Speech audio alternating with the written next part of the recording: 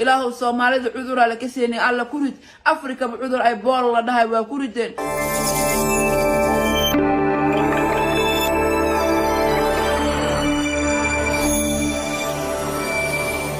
السلام عليكم ورحمة الله تعالى وبركاته أخيار شرفت لك سودة بعد العدالة channel هذا نقول جوجرت وكما سنت هذا كعصبته فضلا سبسكرايب لايك شير كومنت تبعونه ديرجلين ولكن أفتح ودبني وصلابتي فيديو قام حنا قناة فيديو قل بعضن كجا هذا دونه فرتون بالبلاركا درادو واتان كسو هذا شلنا حيصود بت فيديو قاسو كجا هذا ليسو خالد كي كدعي وحيالها كسبوي وحيالها يدا كوكلفة الفيديو أنا لا دعوة كدي وحي رأيي كومنت يقصنا وساقرا إن شاء الله فيديو قام فلانقين دونا وحبضن ومقدو كجران ربا إنان إدين إفتيميو aniga Soomaalida way dareemi waayeen way fahmi waayeen maanta qabiil fiican kama dhashanin maanta qabiilkayga aniga wax ii qaban waaye war aniga ficayga dhan ganacsi ay sameysteen ficayga dhan qof walba ma qof Yurub aado qof America aado qof ganacsi sameysto game iyo adduunyo iyo lacag in wax loo sameeyo war Soomaalida aan ku dhex jiro aan ku dhex noolahay aniga ii fahmi waay nolosha Soomaalinimada maxay taraysaa marka Soomaalinimo wax iyo ma taraysa intaan ka badan waa ku dhibtooda waa war ana hada wax ii qabanaysiin wax ii taraysaan waxa isiin kartiin si walaalayaal intaan ku badan afka ma xiran kari mana aamusi kari waxa ku aamusan waa qalad intaan ku badan afka ma xiran kari ma aamusi kari because wax walba waa iska indi tirtiin war Soomaalida waxa arkay qofkii maanta qada haasto aashana ugu dirtiin qofkii qada aasho ugu dirtiin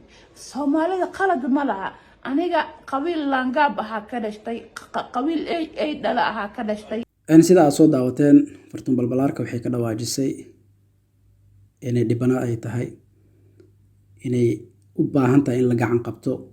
Soomaalida inay wax badan ay weydiisatay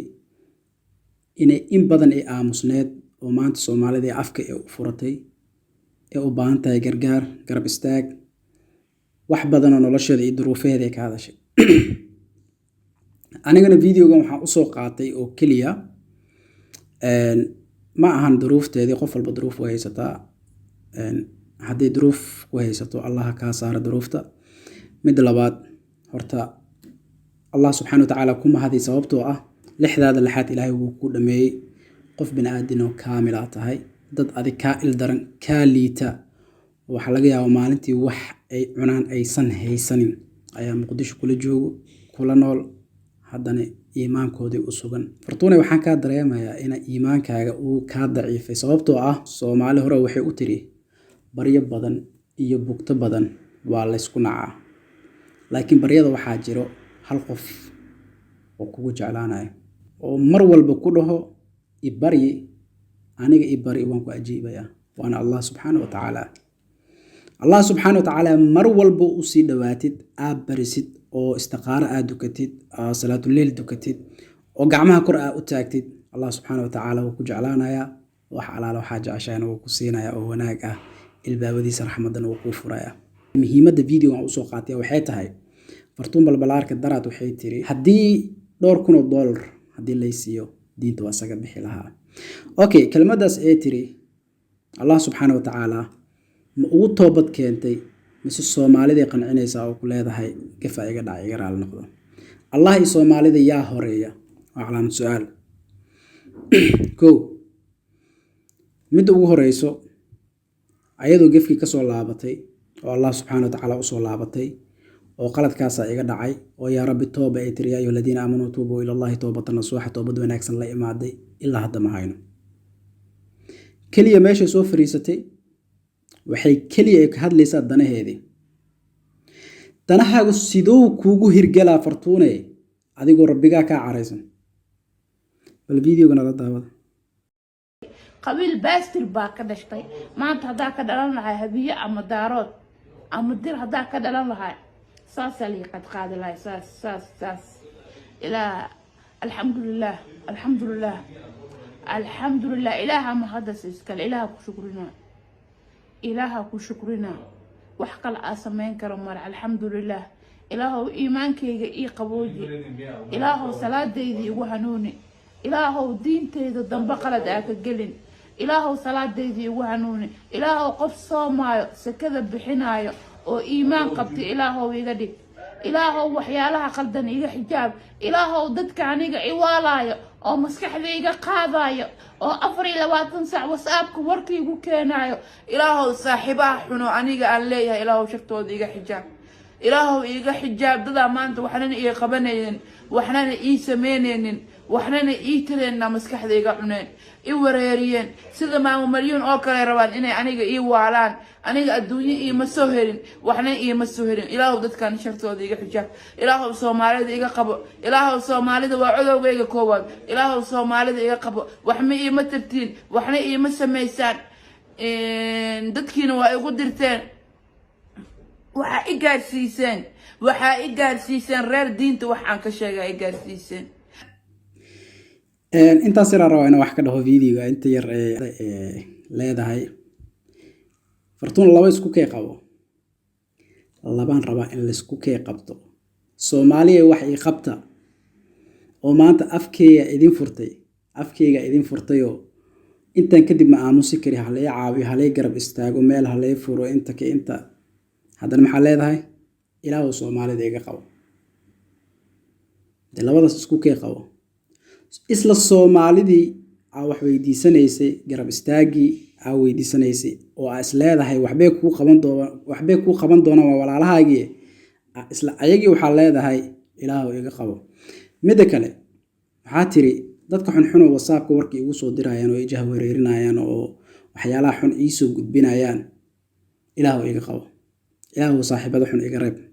horta ducadaada ilaahay ku aqbalo Fartuune mid labaad dadka maaragtay jaahil maahan dad waaweyn aan ahay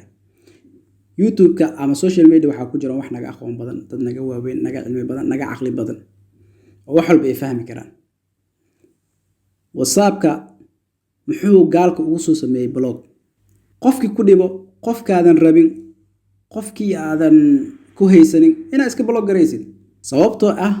tan waxay cadeynaysaa in adiga raali ka tahay in waxyaalaha qaarkood lagu soo gudbiyo oo stress lagu waalo marka ku sii socbala maskaxdayda gaarsiiseen dhaawac maskaxdayda dhibaato u geyseen war Soomaalidan ilaahow iga qabo ilaahow Soomaalida cudur la ka seenay alla ku rid Afrika cudur ay bool la dhahay waa ku rideen cudur hebel la dhahay waa ku rideen Soomaalida cudur la ka seenin meel uu ku imaado aan la ka seenin hidiya cudur kansar la dhahay ku rideen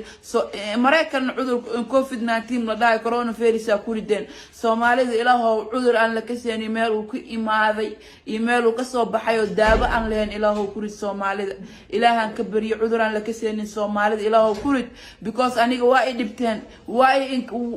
nafta ii keentay meel aan iga fadhiisto malaha aniga waxaan go'aansaday nolosheeda inaan Nigeria ku dhameysto Nigeria aniga waxaan ka kala kulmi doonaa Allah og ilaahow Nigeria caafimaad igu sameey ilaahow astaghfirullah alazim Soomaalida inkaar la daba kacday Fartuun balbalaarka war walaalaya wax ka ahlay Soomaali anaga ku wada jirnay awlaadeena ku jiraan waalidiinteena ku jiraan dadkeena Soomaali anaga dhanaa Soomaali ka dhalanay oo adiga laftikaaga Soomaali ka dhalatay inkaarta inta la eg maxay tahay walaale waxaan stress uu ka weeyaa waxaan anima u bogin wallahi anigoon kugu jeesjeesin oo si daacad aan kula hadlayo waxaan stress uu ka weeyaa ama Nigeria ka dhac ama Soomaali joog ama Nairobi aad ama meesha doonta ku sugnow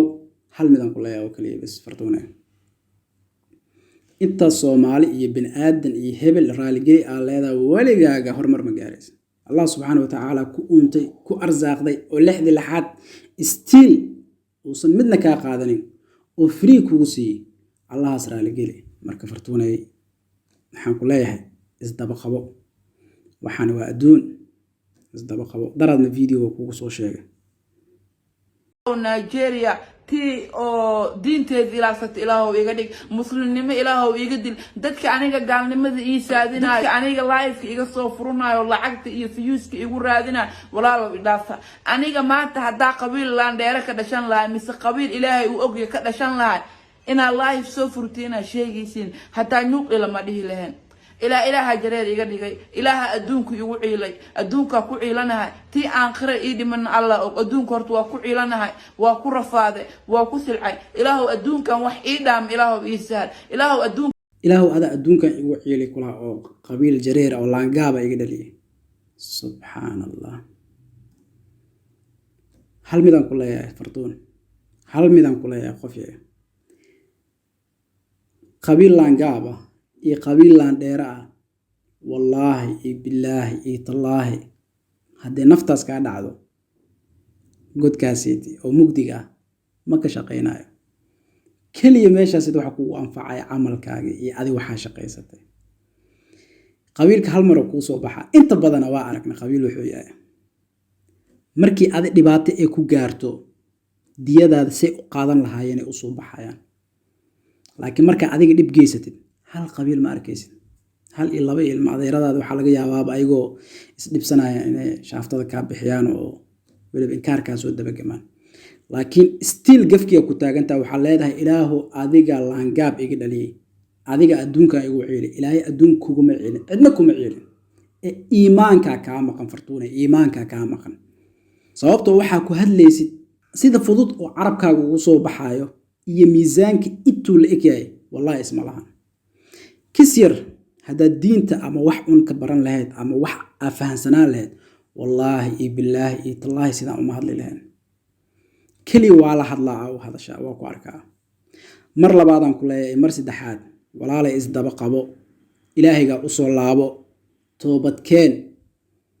wax walibo dhibaato ah wax walibo dhib ah adduunka haddaa gashay 2 ragcadood haddaa dukad ilaahay faraj uu ku furayaa nabigina calayhi salaatu wasalaam nabigu markuu kurboodo ama dhibaato uu dareemo xaguu ka ordi jiray ma quraysh uu ordi jiray may rabbul caalamiin uu ordi jiray 2 ragcadood dukan jiray niidiisna ku degi jirtay anagana taasaa loo baahan yahay dariiqadaas ama wadadaas inaan marno intaan kadib mar inaan kugu sii fogaado insha Allah khiyaar jarafta loo maasantii sida quruxda badanaad video u daawateen